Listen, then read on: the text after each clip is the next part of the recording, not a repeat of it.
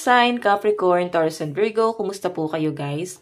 Okay, so Earth sign, maraming salamat po sa walang sawang pagsubaybay sa ating pong mga reading. And kung ikaw ay bago pa lang sa ating channel, ayan guys, mag-subscribe na rin po kayo guys. And i-click mo na rin yung ating notification bell para lagi po kayo guys updated sa ating mga bagong upload. Okay, so yan guys, sa mga nagtatanong pala about private reading, ay iwan ko na lang po yung link sa atin pong description box below. So ayan, Earth sign, bago tayo mag-start, i-cleanse muna natin ang inyong energy. Earth sign, Capricorn, Taurus, and Virgo.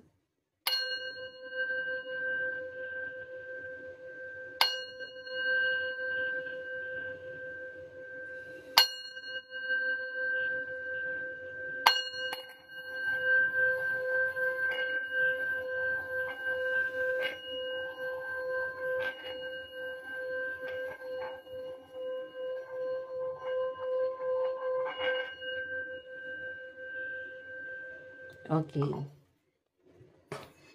So, yun guys, bago po yung gagamitin kong card, no?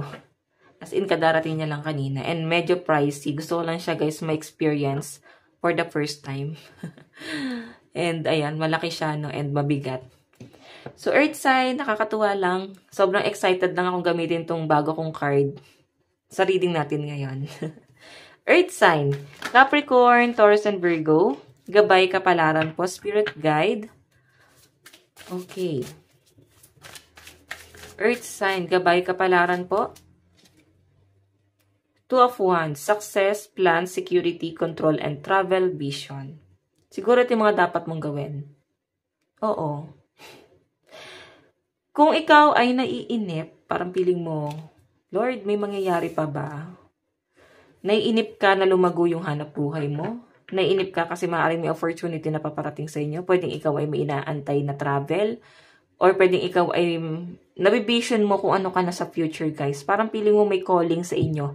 Nafe-feel mo na hindi ka hanggang doon lang. Okay? Malakas ang, ano nyo guys, spiritual. Kasi may nafe-feel ka, oh. Nakikita ko dito, dapat magkaroon ka ng mga bagong plano.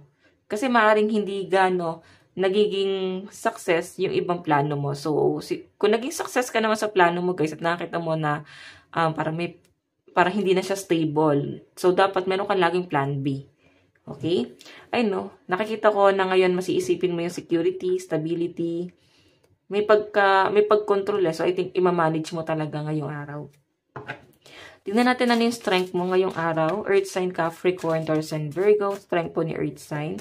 Meron tayong, oh my God, ano yan? But the Hangman. Tignan natin. Ano yung personality mo ngayon? Emotion mo ngayong araw, Earth sign? Meron tayong Seven of Swords. Okay, ano naman yung limitation? Ano yung mga dapat mong limitahan? Expectation sa'yo ng mga tao sa paligid mo. So, titignan natin, guys. Expectation ng mga tao sa'yo. Expectation ng mga tao sa inyo, guys. Oh.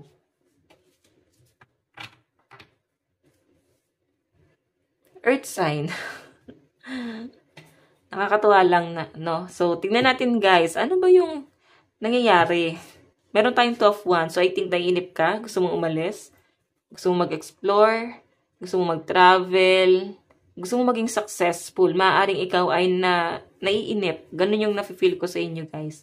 So, iba sa inyo, guys, paano ka magiging successful kung ikaw ay nakastuck. Okay, hindi mo hinahayaan na mag-expand ka. Nandun ka sa point na kung ano lang yun nandyan, yun lang yung pinapalago mo. Yun lang yung para bang mas iniingatan mo. Though, yes, pwedeng kumikita ka rin naman kahit papano.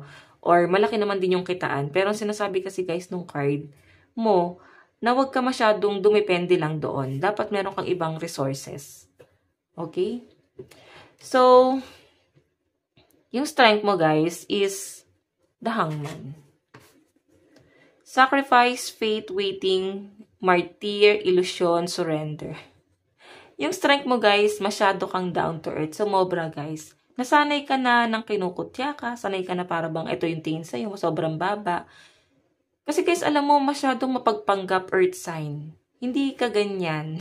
Hindi ganito ang mga earth sign, guys. Kasi ang mga earth sign sobrang practical. Sobrang workaholic. Okay? Magaling kayo guys mag-manage sa pera. Magaling kayo sa business, sa trabaho. Sobrang workaholic guys. And earth sign sa pinapakita sa akin dito. Siguro gusto mo lang ng private life. Gusto mo lang ng ganito katignan ng mga tao. Pero parang taliwas sa kung ano man yung sinisimulan mo. Okay? Kasi di ba sabi nila lalo ang mga Taurus kuripot daw. Oo. Pero pag may nagustuhan naman kayo or pag gumastos naman kayo guys, isang bagsakan talaga, di ba? So sa mga Capricorn naman guys, sobrang workaholic, masyadong practical.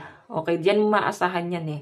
And yung mga Virgo naman, kung gusto niyo naman guys ng magaling mag-advise, sila yung magaling mag-advise, sila yung magaling mag-market, sila yung magaling sa mga pag-control. Okay?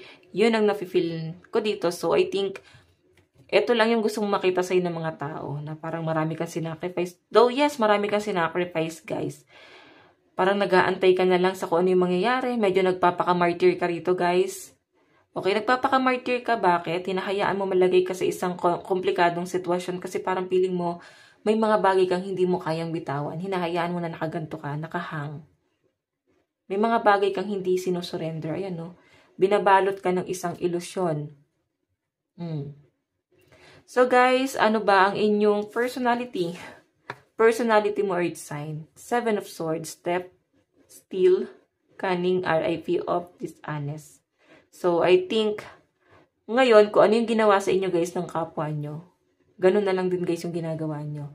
Kung nagiging masama sila sa inyo guys, magiging masama ka na rin.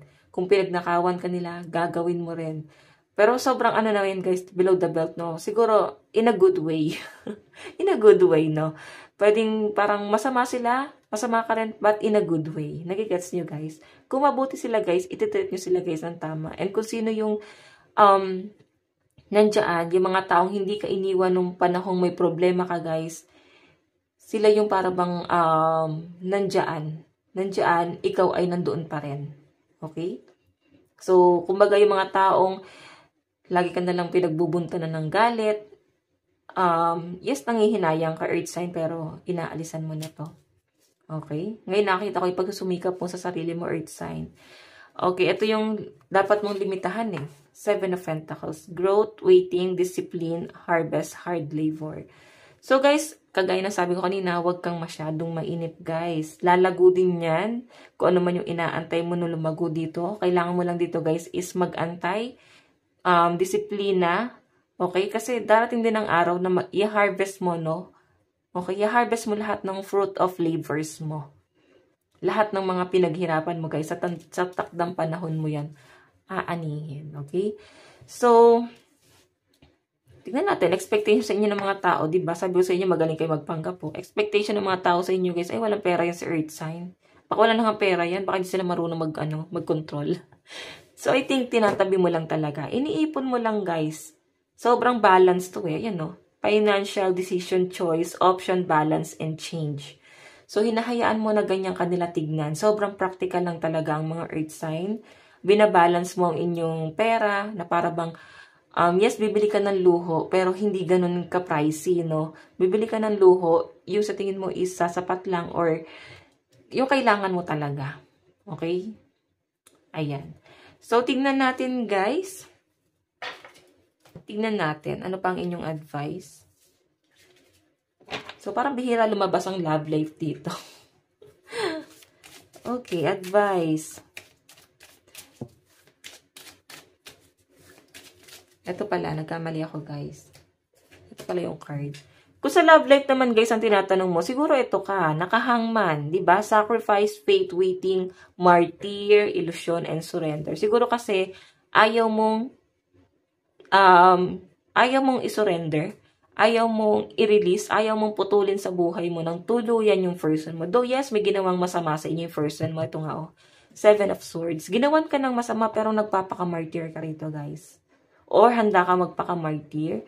Kasi hindi mo pa guys kayang let go ng ganun-ganun lang. Pero andun ka sa point na unti-unti mong iniiwan. Pero hindi agad-agad let go mo. Kumbaga nandun pa rin guys yung attachment. Okay? So ayan. Maging ano kayo guys matured. Advice. Meron tayong go for it. Ano ba yung mga plano mo? Ituloy mo na yan guys.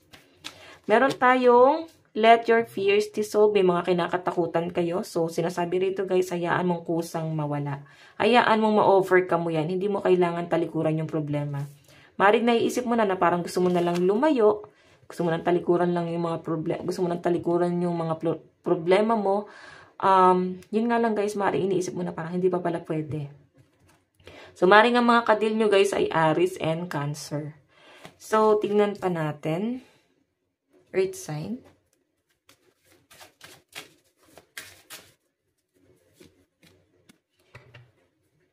Valiant courage. Take action with passion. So, ito guys, kung ikaw ay may mga plano, sinasabi rito, be sure na gusto mo talaga yung ginagawa mo. Kasi pag wala yung passion dun guys, hindi naman mag-work yan eh. Dapat gusto mo rin yung ginagawa mo. Okay, kailangan passionate ka ron.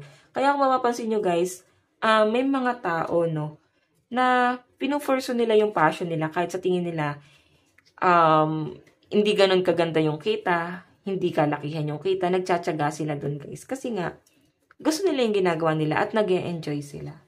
Diba? So, I think ikaw, may ginagawa ka rito na nag-e-enjoy ka kahit hindi naman ganun yung kita. So, guys, ito lang naman po ang inyong reading hanggang sa muli. God bless and love you all. Thank you.